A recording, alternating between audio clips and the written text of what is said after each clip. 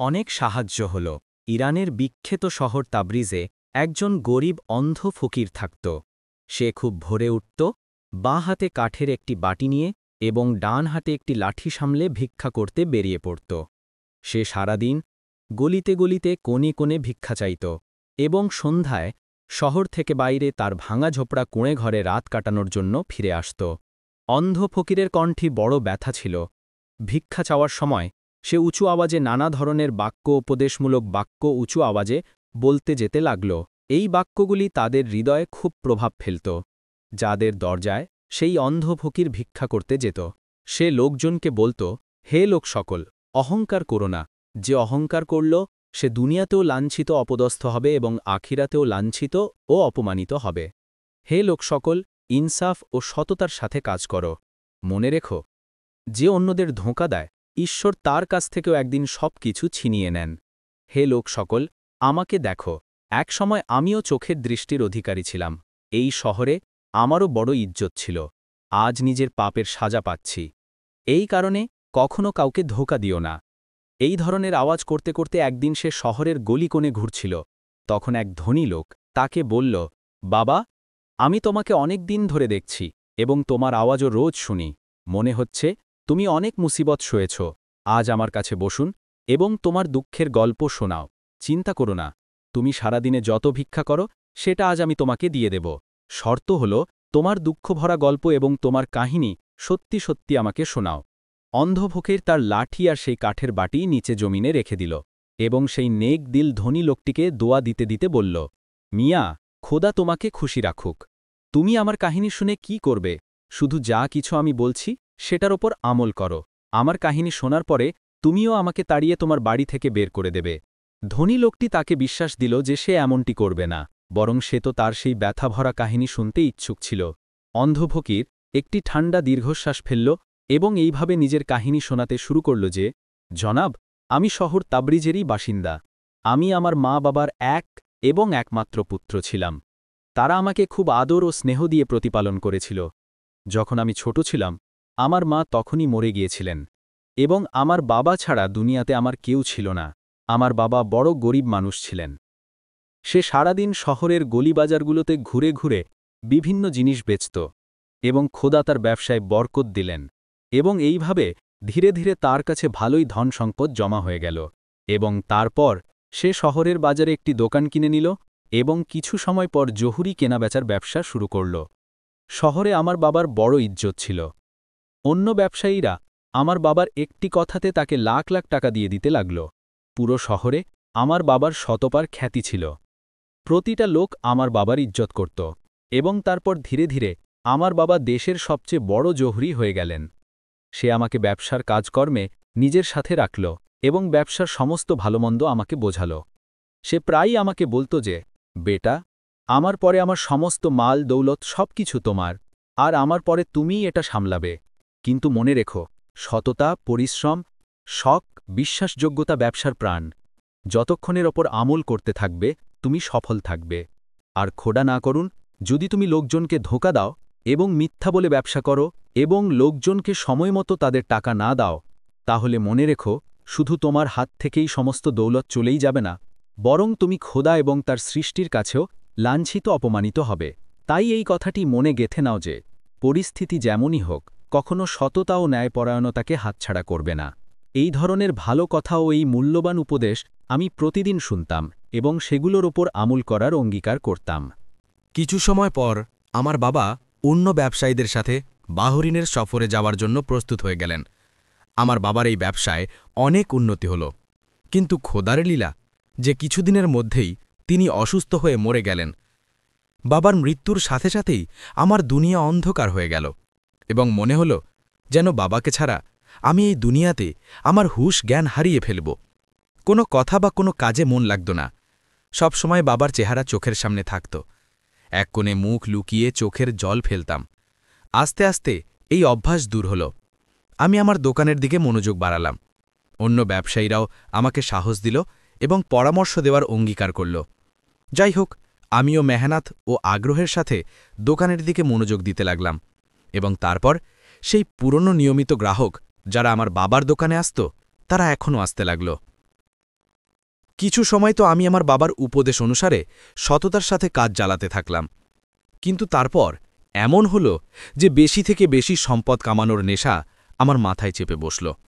আমি চাইতাম যে দোকানে যতগুলো সিন্দুক আছে সেগুলো সব হীরা জহরাতে ওপর থেকে নিচ পর্যন্ত ভরে থাকুক, আর আমি সেগুলো দেখে দেখে খুশি হতে থাকি।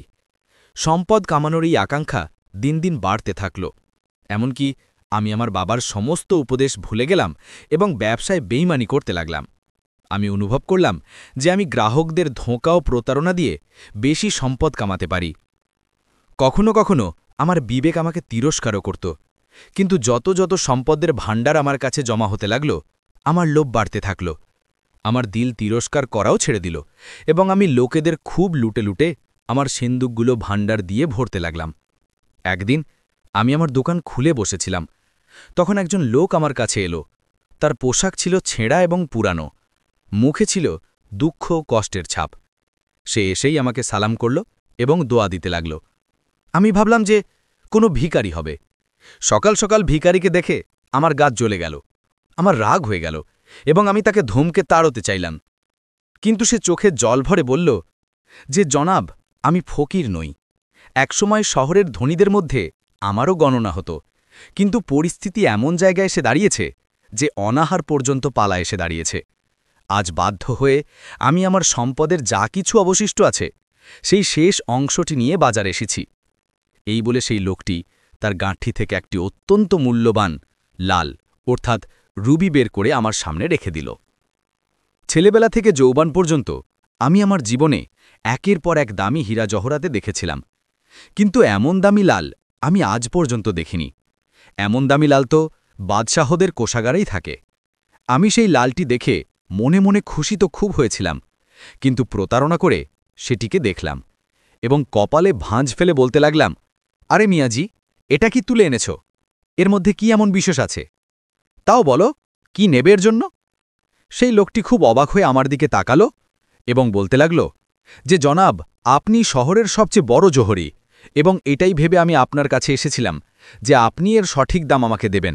বিশ্বাস করুন, আমার কাছে যত ধন সম্পদ ছিল সেগুলোর মধ্যে সবচেয়ে দামি এইটাই আমার কাছে আছে, আর আপনি বলছেন যে এর মধ্যে কোনো বিশেষ কিছু নেই। সেই লোকটির কথা শুনে আমি সেই লালটি হাতে উঠিয়ে নিলাম এবং তারপর গভীরভাবে দেখলাম। নিঃসন্দেহে সেটা খুবই দামি লাল ছিল। এর দাম 1 থেকে 1.5 লাখ আশরাফির মানে সোনার মুদ্রার কম হবে না। কিন্তু আমি চালাকি করে মাথা নাড়তে নাড়তে বললাম, আরে জনাব, এর মধ্যে কোনো বিশেষ কথা নেই। এর মধ্যে তো অনেক খুঁত আছে। সম্ভবত আপনি এর খুঁতগুলোর দিকে নজর করেননি। প্রথম খুঁত তো এই যে এর রং একরকম নয়, কোথাও হালকা আর কোথাও গাঢ়, আর তারপর ওজনও কিছু বিশেষ নয়।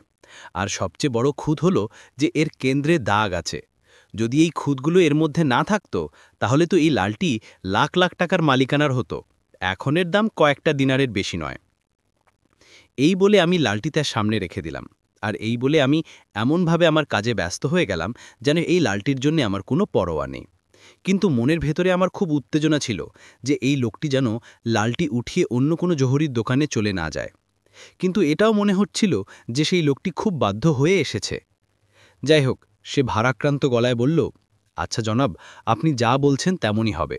যাই হোক, এখন এই লালটি আপনি আমার কাছ থেকে কিনে নিন, এটা আমার উপর আপনার অনুগ্রহ হবে। যখন তার এই কথা শুনলাম তখন আমি বুঝে গেল যে এবার শিকার জালে পড়েছে। এই শুনে আমি বললাম, আরে ভাই, এতে অনুগ্রহের কি আছে? যে খেদমত আমার দ্বারা হতে পারে আমি সেটা করব। বলুন এখন কি দাম দেই এর? আরে জনাব, আমি কি বলবো, আপনার যে উপযুক্ত মনে হয় আপনি তাই দিন, সেই লোকটি বলল।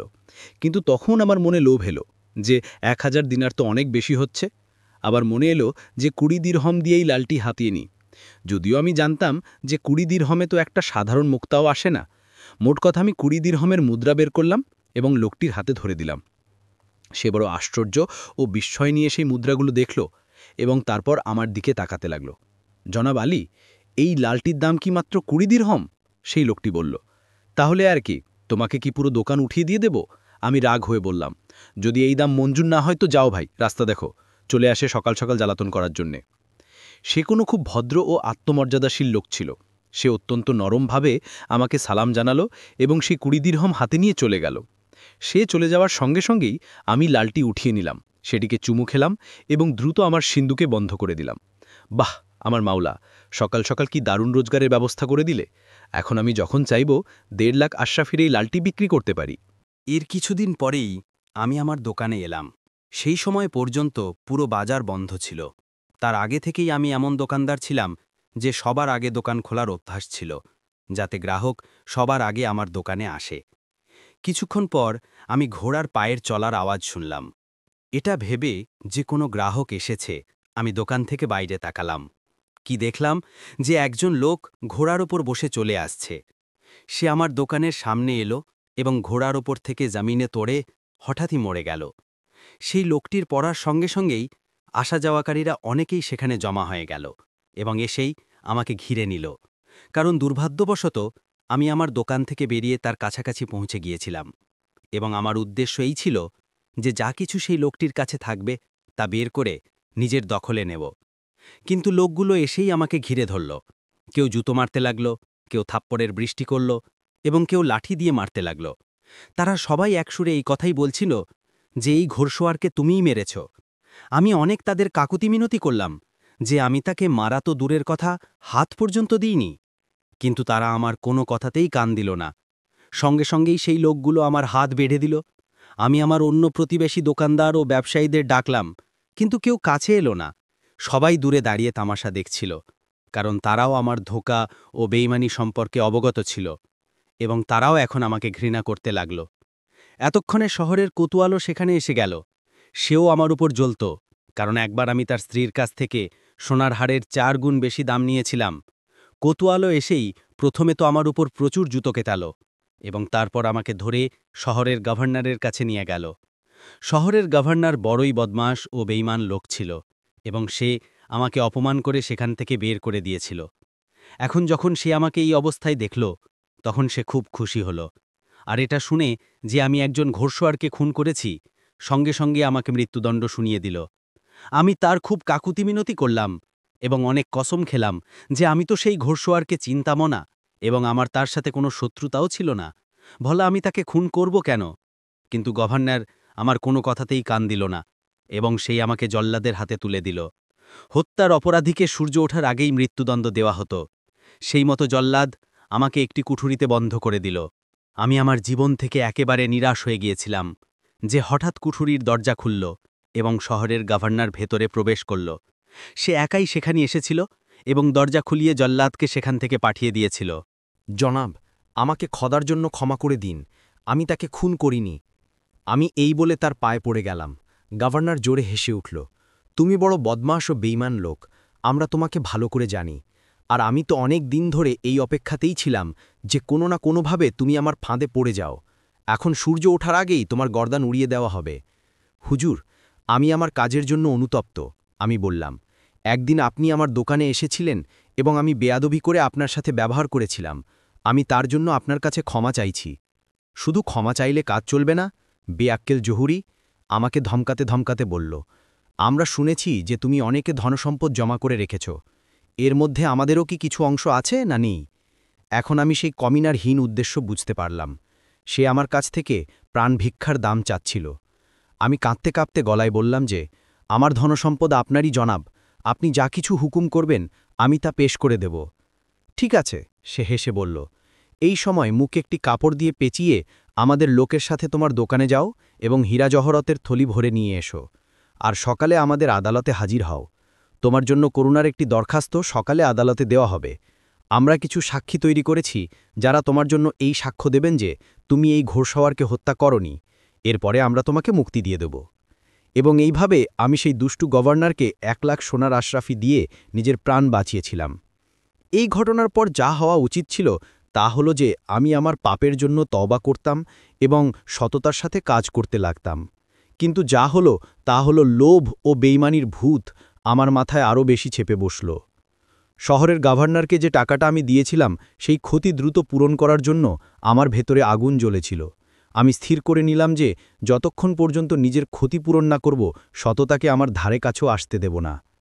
একদিনের কথা, আমি আমার দোকানে বসেছিলাম। তখন 2টি মহিলা জমককালো পোশাক পরে আমার দোকানের সামনে এসে দাঁড়িয়েছিল। এক মহিলার হাতে একটি ছোট বাচ্চা ছিল এবং অন্য মহিলার হাতে ছিল বাঁশের তৈরি একটি ঝুড়ি। ওই মহিলারা নিজেদের মধ্যে কথা বলতে লাগল। তাদের দুজনের কণ্ঠস্বর আমার কাছে পরিষ্কারভাবে আসছিল। যে মহিলার হাতে বাচ্চা ছিল সে কিছু আশরাফি বের করল এবং অন্য মহিলাকে দিতে দিতে বলল, এই আশরাফিগুলো নিয়ে নাও এবং হাজি জালাল জুয়েলার্সের দোকানে গিয়ে তাকে দাও এবং বলো যে, খানাম মহিলা এটি তোমার জন্য পাঠিয়েছেন। কাল যে তুমি তার কাছ থেকে কয়েকটা আংটি ও হার নিয়ে এসেছিলে, এই হলো সেগুলোর দাম। হাজি জালালকে বলো যে আমাদের যে যে গয়নাগুলোর প্রয়োজন সেগুলো দ্রুত তৈরি করে দেয়। আমি এখানেই তোমার জন্য অপেক্ষা করছি। দ্বিতীয় মহিলা আশরাফি নিয়ে সেখান থেকে চলে গেল। আমি ভাবলাম এই মহিলাটি বেশ ধনবান মনে হচ্ছে, কারণ সে নিজের কাছ থেকে অনেক আশরাফি বের করে তাকে দিয়েছে। তাদের বাড়িতে কারো বিয়ে আছে, আর সেই কারণেই হাজি জালাল জুয়েলার্সের কাছে গয়নার ফরমাইশ করা হয়েছে। তখন আমি তার কাছে গিয়ে খুব বিনয়ের সাথে বললাম, হে খাতুন, আপনি আর কতক্ষণ এখানে দাঁড়িয়ে থাকবেন, বরং আমার দোকানে এসে বসে পড়ুন। এই কথা শুনে সেই মহিলাটি কিছুটা শরম পেল এবং ইতস্তত করতে করতে আমার দোকানের বাইরের অংশে বসে গেল। তারপর আমি তাকে বললাম যে, সম্মানিত মহিলা, আমি কি আপনাকে জিজ্ঞাসা করতে পারি যে হাজি জালালের কাছ থেকে আপনি কোন কোন গয়না এবং কি দামে কিনেছেন? আমি এই কারণে জিজ্ঞাসা করছি যে হাজি জালাল কোনো ভালো ব্যবসায়ী নয়। আচ্ছা, এই কথা, কিন্তু এখন আর কি করা যেতে পারে? আমরা তো তার কাছ থেকে অনেক জিনিস কিনে ফেলেছি, কাপড়, হীরা, সোনা, জহরত ইত্যাদি। মহিলাটি বলল, আসলে আমার ছোট বোনের বিয়ে উজিরের মন্ত্রীর সাথে হতে চলেছে। বিয়েতে 10 দিন বাকি আছে এবং এখনও অনেক কাপড় এবং অনেক দামি জিনিস কেনা বাকি আছে। গতকাল আমরা হাজি জালালের দোকান থেকে গয়না কিনেছিলাম এবং কিছু গয়না আমাদের পছন্দ হয়নি। সে বলেছিল যে কিছুদিনের মধ্যে আমার কাছে ভালো ভালো হীরা আসবে এবং তারপর এসে আমার কাছ থেকে নিয়ে যেও। যখন আমি মহিলার এই কথা শুনলাম তখন আমার মনে লোভ ভরে গেল। আমি মনে মনে ভাবলাম যে গ্রাহকটি খুব ধনী বলে মনে হচ্ছে। যদি আমি তাকে আমার হীরা জহরাত বেচি তাহলে অনেক লাভ করতে পারি। আমি তাকে বললাম যে, মহোদয়া, যদি আপনি বলেন তো আমি আপনার সামনে এমন ভালো হীরা জহরাত পেশ করব যা এখানে অন্য কোনো জুয়েলারির কাছে থাকবে না। আর দাম নিয়ে আপনি চিন্তা করবেন না, যতটুকু সম্ভব হবে আমি দামে ছাড় দিয়ে দেব। এই শুনে সেই মহিলা খুশি হয়ে বলল, হ্যাঁ হ্যাঁ, অবশ্যই দেখাও। যদি পছন্দ হয় তো কিনে নেব, কিন্তু আমার শর্ত হলো কেনার আগে আমি এই হীরা জহরাতগুলো আমার বাড়িতে পাঠাবো। যদি আমার বোনের সেগুলো পছন্দ হয়ে যায় তাহলে আমরা যে কোনো দাম দিতে প্রস্তুত। এই কথা শুনে আমার মুখে জল এসে গেল এবং আমি তাকে বলতে লাগলাম যে, মহোদয়া, আমি আপনার সামনে এমন ভালো এবং লাজবাব হীরা জহরাত পেশ করব যা আপনার বোন পছন্দ না করে থাকতে পারবে না। আর পুরো বাজারে কোনো জুয়েলারের কাছে এমন ভালো আর পরিচ্ছন্ন মাল থাকবে না। আমরা এমন জিনিস আপনার মতো বিশেষ গ্রাহকদের দেখাই, আর সব গ্রাহককে আমরা এমন জিনিস দেখাইও না। আমি এই কথাগুলো বলছিলাম তখন অন্য মহিলাটিও সেখানে এসে গেল এবং একটি দামি হার দেখাতে দেখাতে বলল যে হাজি জালাল এই হারটি তৈরি করে দিয়েছেন এবং সে বলছে যে ইনশাল্লাহ বাকি জহরতগুলোও 2-3 দিনের মধ্যে তৈরি করে দেব। আর দাম নিয়ে আপনি চিন্তা করবেন না, যখন আপনার মন চায় আপনি পাঠিয়ে দেবেন। দ্বিতীয় মহিলাটি সেই হার উল্টে পাল্টে দেখল এবং বলল, এটাও কি একটা হার হলো? এটা আমার বোনের কখনো পছন্দ হবে না। যাই হোক, এটা ভেবে রেখে দিচ্ছি যে হাজি সাহেবের সাথে আমাদের পুরনো লেনদেন আছে। তারপর সেই মহিলাটি আমাকে বলতে লাগল যে, এখন আপনি আপনার জহরাতগুলো দেখুন। আমি সমস্ত হীরা জহরাত বের করে নিলাম। সেগুলোর মধ্যেই সেই দামি লাল রুবিটিও ছিল, যা আমি এক বিপন্ন ব্যক্তির কাছ থেকে মাত্র 20 দিরহামে হাতিয়ে নিয়েছিলাম। ওই 2 মহিলা অবাক, আগ্রহী এবং খুশি হয়ে সেই হীরা জহরাতগুলো দেখতে থাকল। তারা প্রতিটি হীরার দাম আমার কাছে জিজ্ঞাসা করতে লাগল। আমিও কোথায় থামতে যাচ্ছিলাম, প্রতিটি হীরার দাম বাড়িয়ে চড়িয়ে বলতে গেলাম। ওই লালটির দিকে ইশারা করে মহিলাটি বলল, এটি তো খুব দামি পাথর বলে মনে হচ্ছে। কি দাম হবে এর, জুয়েলার সাহেব? মহোদয়া, এমন দামি পাথর পুরো দেশে কোথাও মিলবে না। এটি বিশেষ করে তুরস্কের শাহিন শাহের কোষাগারের। এর দাম জিজ্ঞাসা করবেন না, শুধু এটিকে নিয়ে যান। আমি তাকে বললাম, তবুও কিছু তো বলুন না। সে জোর করল, মাত্র 2 লাখ আশরাফি। আমি তাকে বললাম, আমি ভেবেছিলাম যে এত বড় দাম শুনে সে নিরাশ হয়ে যাবে, কিন্তু সে বলতে লাগল, মাত্র 2 লাখ আশরাফি? আমাদের মঞ্জুর আছে জুয়েলার সাহেব, এই দামে তো এই লালটি খুবই সস্তা। এরপর সেই লালটির সাথে সাথে সে আরও অনেক হীরা জহরত ও মতি পছন্দ করল। তার পছন্দ করার পরে আমি সেই সব হীরা জহরত সেই বাক্সতে বন্ধ করে দিলাম। এরপর সেই মহিলাটি আমার কাছে একটি কাগজ ও কলম চাইল। আমি তাকে কাগজ ও কলম দিয়ে দিলাম। তারপর সে কাগজ ও কলমের সাথে সেই জহরতগুলোর বাক্সটি অন্য মহিলাকে দিল এবং বলতে লাগল যে তুমি তাড়াতাড়ি এটি বাড়িতে নিয়ে যাও এবং বোনকে দেখিয়ে আসো। আমার আশঙ্কা হচ্ছে যে সে এগুলোর মধ্যে থেকে অনেক হীরা জহরত পছন্দ না করে ফেরত পাঠিয়ে দেবে, কিন্তু এই লালটি তার অবশ্যই পছন্দ হয়ে যাবে। যতক্ষণ না তুমি ফিরে আসছো আমি এই দোকানেই বসে আছি। তারপর সে আমাকে বলতে লাগল যে জনাব, যদি আপনার ভরসা না হয় তো আপনি আপনার লোক এই মহিলাটির সাথে পাঠিয়ে দিতে পারেন। আমি তাড়াতাড়ি বললাম, না মহোদয়া, আপনি কি বলছেন, আপনার উপর আমার সম্পূর্ণ ভরসা আছে। তারপর দ্বিতীয় মহিলা জহরতগুলো সেই বাক্সটি নিয়ে তার বাড়িতে চলে গেল এবং অন্য মহিলাটি আমার কাছেই বসে রইল যখন আমি আমার কাজকর্মে ব্যস্ত হয়ে পড়লাম। হঠাৎ আমার দোকানের সামনে দুই পথচারীর মধ্যে ঝগড়া শুরু হয়ে গেল এবং তারপর তা হাতাহাতি পর্যন্ত করালো। তারপর তারা তলোয়ার বের করল এবং দেখতে দেখতেই বহু লোক আমার দোকানের সামনে জমা হয়ে গেল। ইতিমধ্যে কোতোয়াল অর্থাৎ পুলিশ প্রধান সেখানে এসে পৌঁছালো এবং সে লড়াই করতে থাকা দুজনকেই গ্রেফতার করল এবং গভর্নরের কাছে চলতে শুরু করল। যাওয়ার সময় সে ২-৩ জন দোকানদারকেও সাক্ষী হিসাবে তার সাথে নিয়ে গেল। এই ঝগড়া ঠিক আমার দোকানের সামনেই হয়েছিল, এই কারণে কোতোয়াল আমাকেও সেই সাক্ষীদের মধ্যে অন্তর্ভুক্ত করে নিল। যখন আমি অস্বীকার করলাম তখন সে জোর করে আমার হাতে হাতকড়া পরিয়ে দিল এবং টেনে হিঁচড়ে আমাকে নিয়ে যেতে লাগল। আমি যখন সেই মহিলাটির দিকে তাকালাম যে আমার দোকানে বসেছিল, তখন সে আমাকে বলতে লাগল যে জনাব, আপনি নিশ্চিন্তে গিয়ে সাক্ষ্য দিয়ে আসুন, আমি এখানেই বসে আছি। যেতে যেতে আমি এক প্রতিবেশী কসাইটে বললাম যে ওই যে মহিলাটি আমার দোকানে বসে আছে, একটু তার উপর নজর রেখো। কসাই বেচারা কিছু জানত না যে কি ব্যাপার। সে ভাবল যে আমি এই কারণে এমন বলছি যে পাছে সে মহিলাটি কোনো জিনিস উঠিয়ে নিয়ে না যায়। গভর্নরের আদালতে সাক্ষ্য দিয়ে যখন আমি ফিরে এলাম তখন দূর থেকেই দৃশ্য দেখে আমার বুক ধুকধুক করতে লাগলো যে সেই মহিলাটি আমার দোকানে নেই, তবে তার ছোট শিশুটি একটি কাপড়ে মোড়ানো অবস্থায় দোকানে নিশ্চিন্তে শুয়েছিল। আমি কসাইকে জিজ্ঞাসা করলাম যে ওই মহিলাটি কোথায় গেল। কসাই বলতে লাগল যে তোমার যাওয়ার পর সেই মহিলাটি আমার কাছে এলো এবং বলল যে আমি কোনো কাজে হাজি জালালের দোকানে যাচ্ছি এবং আমার বাচ্চা এখানেই ছেড়ে যাচ্ছি, এর উপর নজর রেখো। এই কথা বলে সে সেখান থেকে চলে গেল। সে এখান থেকে গেছে কতক্ষণ হয়েছে? আমি কসাইকে জিজ্ঞাসা করলাম। অনেক দেরি হয়ে গেছে, কসাই বলল। আমি দোকানে গিয়ে কম্বলে মোড়ানো শিশুটিকে দেখলাম তো আমার পায়ের তলা থেকে মাটি সরে গেল। সেটির মধ্যে বাচ্চার বদলে মাটির তৈরি একটি খেলনা ছিল। আমি তখনই কান্নাকাটি শুরু করে দিলাম যে আমি লুট হয়ে গেছি, আমি বরবাদ হয়ে গেছি। কিন্তু এই কান্নার কোনো ফল হলো না। ওই মহিলা না জানি কোথায় গায়েব হয়ে গিয়েছিল।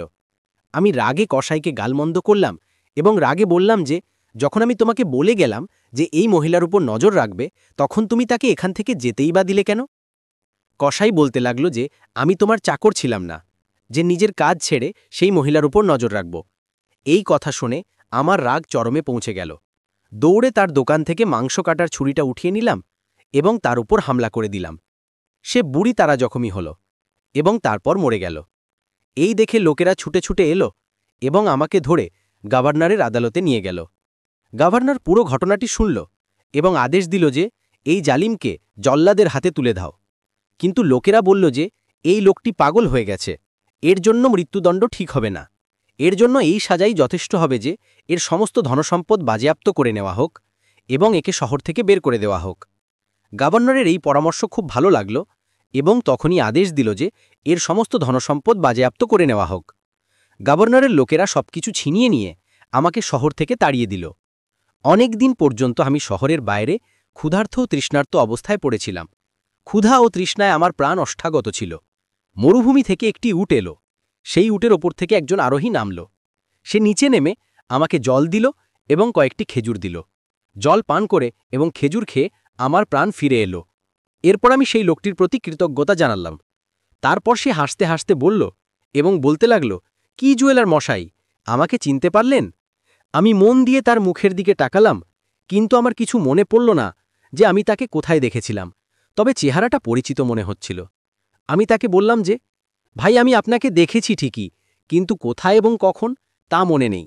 এই শুনে সে হাসতে লাগল এবং বলতে লাগল, জুয়েলার মশাই, আপনার কি মনে আছে সেই লোকটির কথা যে সকালে আপনার দোকানে এসেছিল এবং আপনি তার কাছ থেকে একটি দামি লাল কম দামে লুটে নিয়েছিলেন?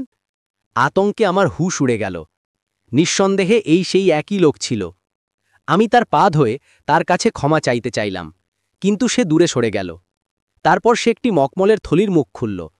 সেই থলির মুখ খোলার সাথে সাথেই তার ভেতর থেকে শত শত লাল রুবি বেরিয়ে জমিতে ছড়িয়ে পড়ল।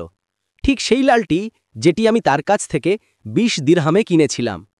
সে আমাকে বলতে লাগল যে, জুয়েলার মশাই, আমি আপনার সততা পরীক্ষা করার জন্য এমন দিনহীন বেশে আপনার দোকানে গিয়েছিলাম। যদি আপনি লোভ না করতেন এবং আমাকে সেই লালটির সঠিক দাম দিয়ে দিতেন, তাহলে আমি পুরস্কার স্বরূপ এই থলিটি আপনার হাতে তুলে দিতাম। কিন্তু আপনি ধোঁকা ও বেইমানি দিয়ে কাজ করলেন এবং তার ফলও আপনি দেখলেন যে আপনার কাছ থেকে সবকিছু ছিনিয়ে নেওয়া হলো এবং আপনি এই অবস্থায় পৌঁছে গেলেন। হুজুর, আপনি কে? আমি কাঁপতে কাঁপতে বললাম। আমি জিনদের বাদশাহ। আমার হাজার হাজার জিন আমার গোলাম। আমার কাজ হলো আমি সারাদিন শহরে ঘুরি এবং যে ব্যক্তিকেই আমি পরিশ্রমী ও সৎ বলে মনে হয় আমি আল্লাহর হুকুমে তাকে সাহায্য করি। আমি তোমার বাবাকেও সাহায্য করেছিলাম, কারণ তিনি শত আমানতদার মানুষ ছিলেন। কিন্তু তুমি ধোঁকা ও প্রতারণার পথ অবলম্বন করেছিলে, তাই তোমার এই সাজা পাওয়া জরুরি ছিল।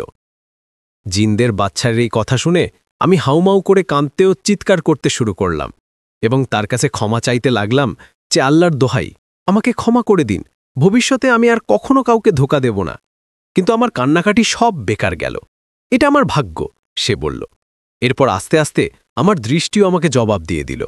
এখন আমি তবরিজের বাজারগুলোতে ভিক্ষা চাই এবং লোকজনকে উপদেশ দিই যে আমার অবস্থা দেখে যেন তারা শিক্ষা গ্রহণ করে।